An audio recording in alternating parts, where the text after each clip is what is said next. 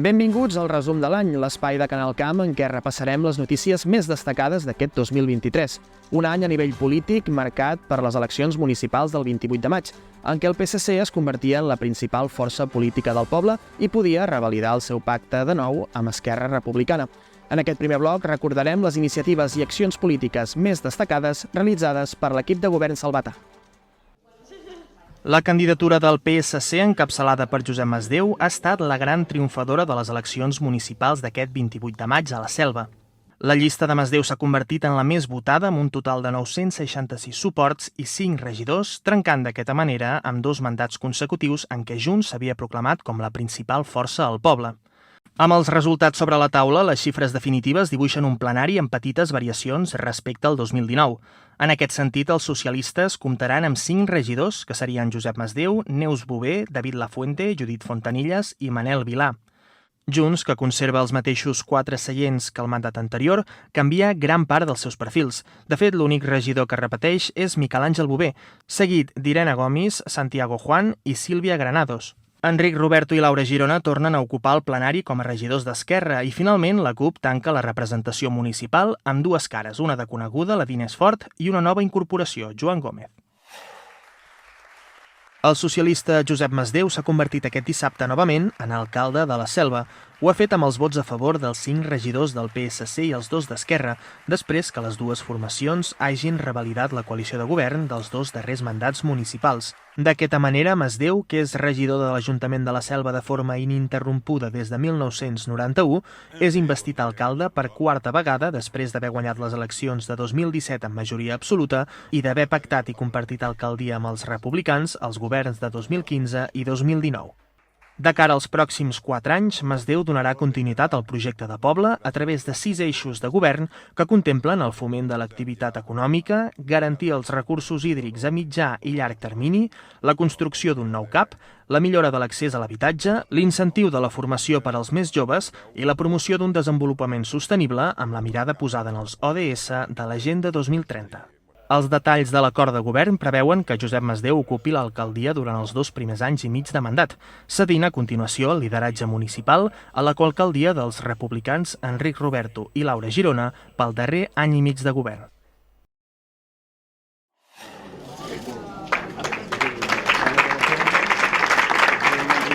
«20 anys després d'entrar en funcionament, la residència El Vilà ha estrenat l'ampliació de les seves instal·lacions. Ho ha fet aquest darrer cap de setmana amb una festa oberta al poble que ha servit per culminar un ambiciós projecte nascut de la necessitat de millorar la qualitat assistencial de les persones grans de la Selva i que ha tingut una inversió municipal de 3 milions d'euros. Amb aquesta actuació, l'equipament incrementarà les seves places de les actuals 55 a les 90. En total, 35 nous residents, la majoria dels quals comptaran amb plaça pública subvencionada pel Departament de Drets Socials de la Generalitat, motiu pel qual s'ha volgut convidar el conseller Carles Campuzano per tal de presidir-ne l'estrena. A primera hora del matí, Campuzano ha estat rebut a les portes de l'Ajuntament per una representació política de l'àmbit local i supramunicipal i seguidament ha visitat les dependències de la Casa de la Vila, on ha signat el llibre d'honor del consistori. En acabar, la comitiva institucional ha arrencat la seva marxa des de la plaça Major fins a la residència El Vilà, acompanyada musicalment per la banda juvenil de l'Aula Vilalta. Ja al centre assistencial, el conseller Carles Campuzano, l'alcalde de la Selva Jordi Vinyals i el primer tinent d'alcalde i regidor d'Obres Públiques Josep Masdeu han fet la descoberta de les plaques que han donat per estrenada de manera oficial l'ampliació de la residència.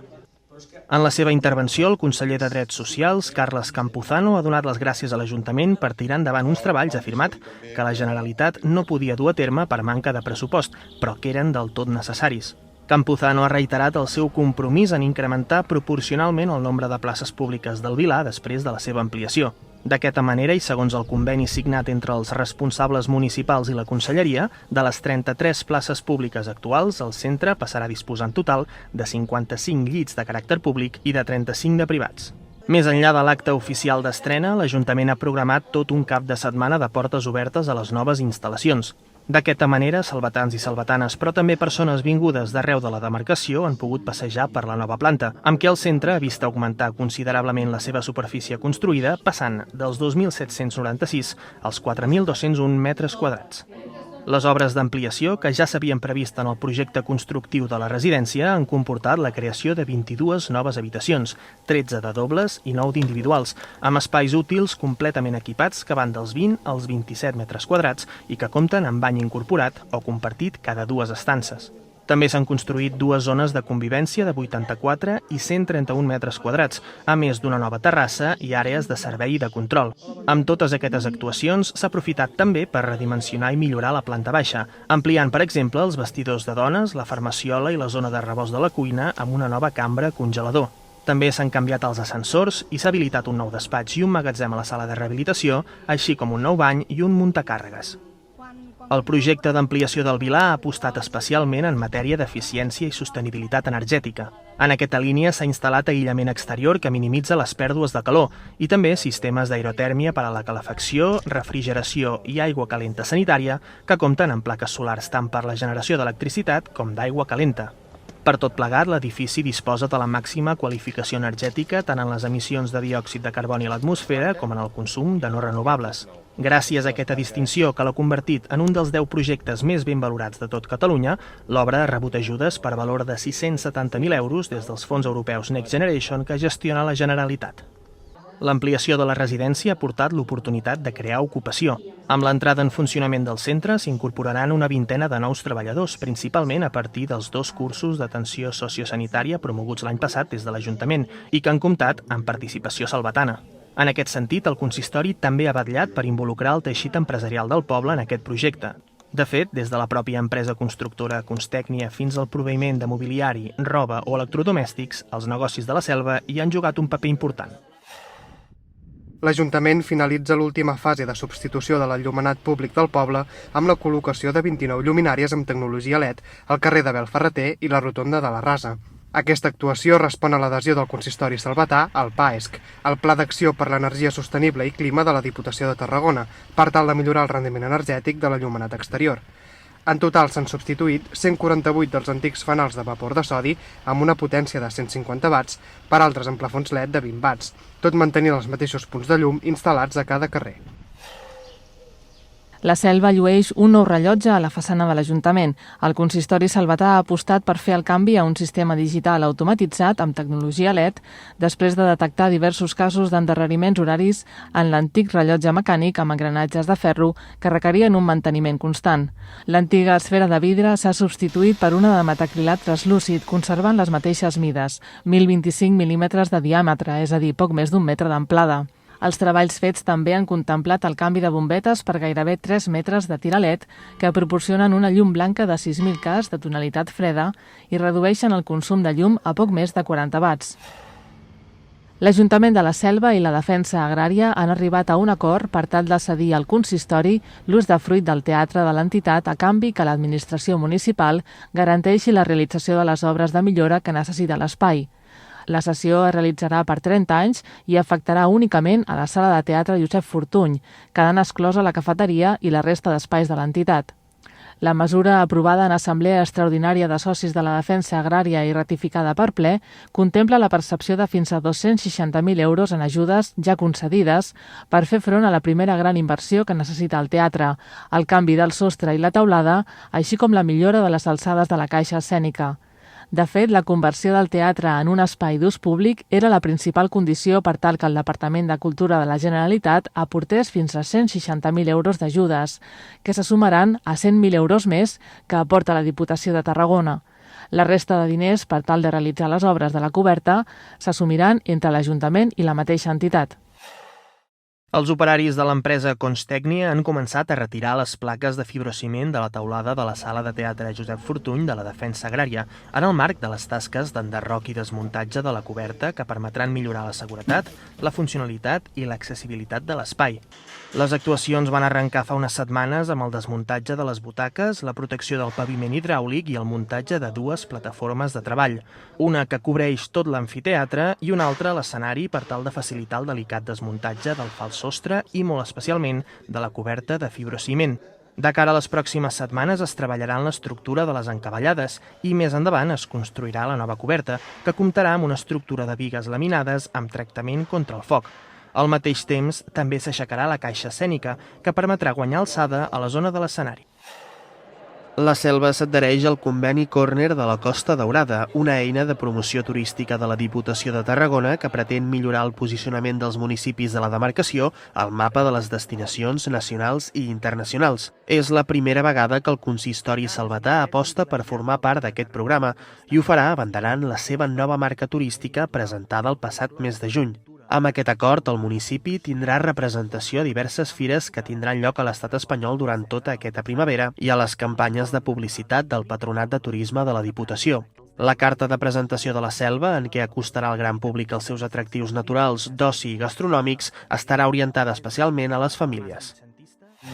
Contra el bullying, donem-nos la mà. L'Ajuntament de la Selva engega una campanya municipal contra l'assetjament escolar en format audiovisual. La Regidoria de Joventut, amb la col·laboració de la psicòloga sanitària i psicoterapeuta Natàlia Martínez, ha estat treballant en l'elaboració de diversos materials psicològics i socials per tal d'avançar cap a un canvi social on tothom prengui consciència i sensibilització sobre la problemàtica del bullying. Part d'aquest treball ha donat com a resultat la campanya contra el bullying Donem-los la mà. Es tracta de 2 vídeos enregistrats i editats per Canal Camp on apareixen els 11 actors i actrius finalistes del programa televisiu El Llop de TV3 que van cedir a participar de manera altruista. La campanya s'ha iniciat amb l'emissió dels 2 vídeos a través de Canal Camp i que la pròxima setmana es farà extensible als centres educatius del poble per tal que se'n parli i se'n parli sense por. Si et fan bullying, parla. Digues el que et fan. Parla. La psicòloga sanitària i psicoterapeuta Natàlia Martínez ha dut a terme diferents dinàmiques amb joves de 5è i 6è de primària del poble, de primer d'ESO de l'Institut Joan Puig i Ferrater i amb adults de les comunitats educatives de l'Escola Abel Ferrater i el Col·legi Sant Rafael.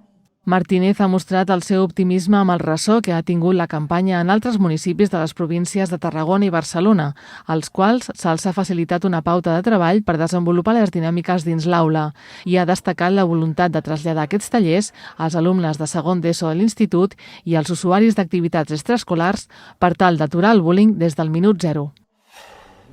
Un equip de professionals des del Centre de Restauració de Béns Mobles de la Generalitat ha completat el procés de conservació d'un dels mosaics procedents de l'antiga vila romana de Paret Delgada.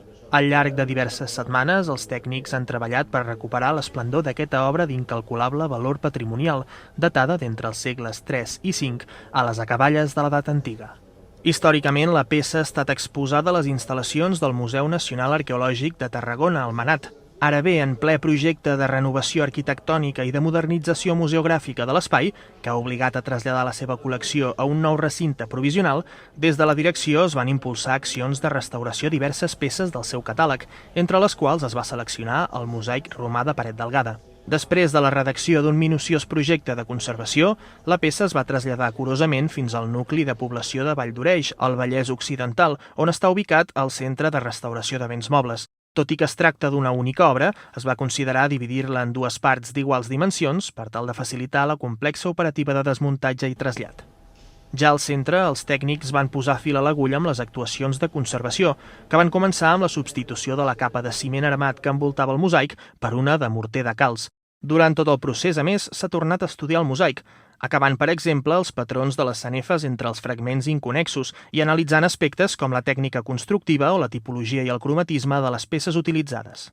El mosaic ja restaurat estarà custodiat al centre de Valldoreix fins que es pugui reintegrar a l'exposició del Manat a finals de 2024.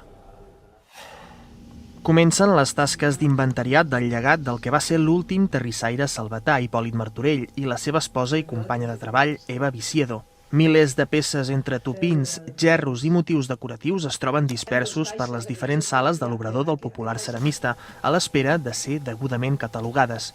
Es tracta del primer gran pas per convertir l'espai en un taller-museu de titularitat municipal, després que Viciedo, vídua de Martorell, cedís a l'Ajuntament els baixos i part de la primera planta d'aquesta casa ubicada al Raval dels Ollers.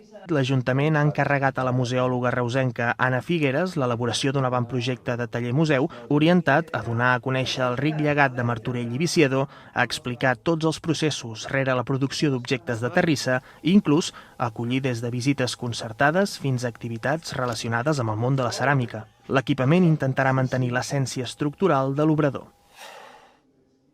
La planta superior del castell acull el recuperat muntatge Obra d'Oller, que l'any 2011 va servir per inaugurar aquest espai amb l'objectiu de donar a conèixer la feina i els detalls de la indústria terrissaire salvatana fins a mitjans segle XX. A partir del treball que en el seu moment va realitzar l'antropòloga Montserrat Soronelles i l'arqueòleg Andreu Oller, l'àrea de turisme ha volgut donar una segona vida a l'exposició, de manera que el contingut passarà a formar part del fons permanent del castell. Així, els visitants podran conèixer aquest complet repàs per la història terrissaire salvatana durant tot l'any quan no hi hagi altres exposicions temporals. Bona part de l'interès d'aquesta reedició és poder veure les peces de ceràmica que completen els plafons explicatius. Es tracta de la col·lecció particular que Montserrat Pàmies conservava del seu tiet, Joan Pàmies, més conegut com Joan Salvi, el penúltim oller que va quedar en actiu a la Selva abans de l'Hipòlit Martorell. Després de la mort de Montserrat Pàmies ara fa 2 anys, el seu germà, Jordi Pàmies, va decidir lliurar a l'Ajuntament de la Selva el fons de peces que permet conèixer la completa producció que es feia a Cal Salvi i, per extensió, al municipi. L'Arquebisbat de Tarragona i l'Ajuntament de la Selva han signat un conveni de cessió d'una part dels terrenys del convent de Sant Agustí per habilitar una zona d'aparcament de vehicles pública en superfície. Ambdues parts signants han mantingut els darrers anys diferents converses relatives als usos d'aquests terrenys. Coincidint amb l'inici de la guerra d'Ucraïna es va reprendre la negociació, però des de l'Arquebisbat es va donar prioritat a l'allotjament dels refugiats a la Casa d'Exercicis a través de la gestió de la ONG Coopera. Finalment s'ha pogut signar aquest conveni amb caràcter gratuït i a precari, és a dir, vigent fins que una de les parts el rescindeixi. L'espai cedit comprèn prop de 2.000 metres quadrats corresponents a zona arbrada i una pista que limiten amb el carrer Joan de la Creu. Els tècnics de l'Ajuntament estan treballant en el projecte definitiu d'adequació de la nova zona d'aparcaments per tal de redistribuir l'espai, adequar el terreny i delimitar-lo per qüestions de seguretat entre els futurs usuaris i els actuals residents de la Casa d'Exercicis i habilitar una entrada i una sortida. Amb aquesta cessió, la Selva podria ampliar en més de 40 places d'aparcament un espai proper al nucli antic. Prop d'una 50ena de salvatans han pres part en la caminada popular que ha servit per descobrir el nou tram del Camí del Rec. Amb roba i calçat còmodes i al punt de les 10 del matí de diumenge, participants de totes les edats han emprès la seva marxa des de la rotonda del Molí del Rovellat. La passejada, que també ha comptat amb el suport del punt d'atenció local de Creu Roja, el Club Excursionista Arítjol i el propi consistori, ha permès gaudir del traçat complet d'aquesta ruta que ja suma més de 5 quilòmetres. La caminada ha estat organitzada per Aprodisca, que a través dels seus equips de jardineria ha estat l'encarregada de netejar el més de mig quilòmetre existent del nou tram, connectant el límit de la finca del Mas de Moixó amb les restes del Pantanet. A l'alçada del molí del Mas de Moixó, els excursionistes han pogut conèixer de primera mà el funcionament dels molins fariners gràcies a una maqueta elaborada pel salvatà Pau Vilà en el marc del seu treball de recerca. Després d'una estona caminant pel nou tram, l'expedició ha arribat finalment a la zona del Pantanet. El Pantanet, concretament, és una presa inacabada que es va començar a aixecar l'any 1739 i es va abandonar poc després, que tenia l'objectiu d'abastir aigua al poble durant l'època estival, mentre que la peixera és una antiga resclosa que servia per elevar l'aigua i que data almenys de principis del segle XIII. Els regants salvatans podran aprofitar aquest estiu la totalitat de l'aigua regenerada que tracta la depuradora municipal gràcies a la posada en funcionament d'un nou filtre de tractament terciari a la planta i a la posada en marxa d'una bassa reguladora d'emergència on anirà a parar l'aigua tractada i a través de la qual podran disposar de l'aigua de forma gratuïta. Amb la instal·lació d'un tercer filtre de tractament terciari de l'aigua de la depuradora, la planta podrà fer front a la regeneració total del 100% de l'aigua que tracta, de manera que cada dia es podran reaprofitar al voltant de 800 metres cúbics d'aigua totalment apta. Fora de temporada de reg, aquest volum d'aigua acabaria retornant a la riera. L'Ajuntament s'ha reunit amb els presidents de les dues cooperatives salvatanes per tal d'exposar-los la iniciativa, que inclou d'una banda la recuperació de la bassa reguladora d'emergència, ja construïda en un terreny municipal però actualment en desús, i de l'altra la construcció d'una canonada de 50 metres per connectar aquesta bassa i l'actual dipòsit d'aigua regenerada que hi ha al costat de la vella depuradora. Aquest estiu entrava en funcionament el nou dipòsit regulador d'aigua del municipi. Després de diversos contratemps lligats a la irrupció de la pandèmia, a problemes de subministrament i a l'encariment dels materials pel context inflacionista, finalment la Selva disposa d'una infraestructura que millorarà la capacitat d'abastiment hídric a la vila, especialment durant els episodis de sequera. Situat a una finca de titularitat municipal a tocar del vial de servei de la carretera de la Selva a Almoster, la construcció consta d'un dipòsit de 1.000 metres cúbics que rep exclusivament l'aigua provinent de la concessió del minitransvasament de l'Ebre a través de la canonada del Consorci d'Aigües de Tarragona, el CAT, a més d'una caseta de recepció gestionada pel propi CAT i una altra de distribució al càrrec de l'empresa Comaigua. La instal·lació es completa amb un dispositiu que realitza un control continu dels nivells de clor i un grup electrogen que, en cas de talls puntuals de subministrament elèctric, permet seguir abastint el municipi.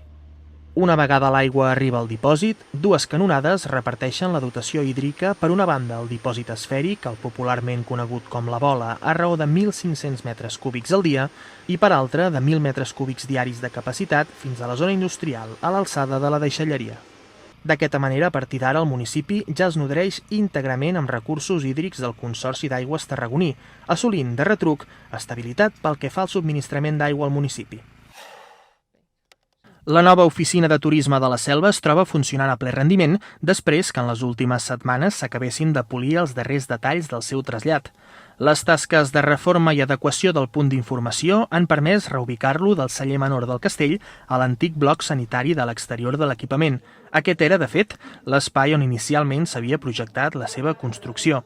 Es tracta d'una oficina de 26 metres quadrats completament equipada i que s'orienta no només al visitant de fora, sinó també als propis salvatans i salvatanes. És en aquest punt on es poden concertar visites guiades o bé obtenir les indicacions per gaudir de la ruta dels espais de patrimoni i memòria que es poden trobar repartits pel nucli antic de la vila i que permeten conèixer la selva de manera autònoma.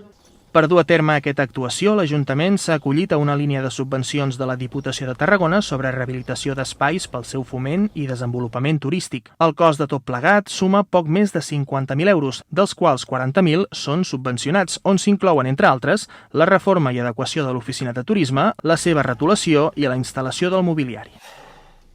L'Ajuntament de la Selva, a través de la seva àrea de Medi Ambient, ha convocat una sessió informativa en què s'han exposat les bases dels ajuts per la rehabilitació d'edificis del municipi i millora de l'eficiència energètica amb finançament dels fons europeus Next Generation que atorga la Generalitat.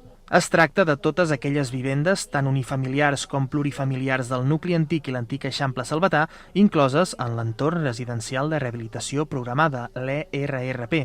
Les ajudes estan destinades bàsicament a actuacions com l'aïllament de la façana i la coberta, la substitució de fusteries exteriors, a la creació d'una comunitat energètica fotovoltaica i fins i tot a totes aquelles accions que permetin millorar l'accessibilitat de l'edifici, especialment les d'aquells edificis construïts abans dels anys 80 i que no hagin rebut cap mena de reforma en els darrers anys. L'Ajuntament, a través de la seva àrea de cultura, s'ha adherit a la xarxa Sarau, un projecte sense ànim de lucre impulsat des de la cooperativa Icària que busca impulsar el talent emergent del Baix Camp. A través d'aquesta iniciativa, el consistori es compromet a cedir diversos espais municipals per tal que artistes i persones vinculades a la cultura, tant professionals com amateurs de la comarca, puguin tenir un lloc on donar a conèixer el seu talent al públic. Per la seva banda, la cooperativa Icària, que també ofereix la connexió entre entitats i artistes per tal d'impulsar-ne la contractació, s'encarrega d'elaborar un directori amb tots els projectes que formen part de la xarxa Sarau. D'aquesta manera, els ajuntaments adherits al programa podran recórrer a ells en funció de les seves necessitats. Aquest era el moment en què la Selva encenia el seu enllumenat nadalenc. Un centenar de famílies s'han aplegat a la plaça Major per viure la tradicional festa que dona el tret de sortida a l'època de Nadal. En aquesta ocasió, l'àrea de cultura, al càrrec de l'organització, ha apostat per amenitzar el compte enrere amb un espectacle de circ. El Circ de les Musaranyes, amb la companyia de Tal Palo i diversos infants salvatans que han entrat a la plaça portant grans planetes il·luminats, han estat els protagonistes d'un acolorit show que s'ha completat amb un berenar a base de coca amb xocolata pels més menuts. Actuacions musicals, paradetes amb un marcat accent local, demostracions culinàries, ràdio en directe i tallers per a totes les edats han donat forma aquest cap de setmana a una nova edició del Mercat de Nadal. La plaça Major s'ha convertit en el centre neuràlgic d'aquesta ja imperdible cita al calendari salvatà que ha donat visibilitat als productes i les iniciatives de proximitat a l'avançada de les festes nadalenques. L'àrea de cultura, al càrrec de l'edició d'enguany, ha vetllat per concentrar en la quinzena de paradetes participants una eclèctica selecció de productes que han posat l'accent en valors com l'ecologia i la sostenibilitat. Els visitants que s'han acostat a la plaça de l'Ajuntament el dissabte i el diumenge han pogut trobar des d'accessoris artesanals, mostres gastronòmiques entre pa, oli, vins i xocolata de quilòmetre zero, fins a remeis naturals vinguts de poblacions com Reus, Tarragona o més enllà del camp, com Alcarràs.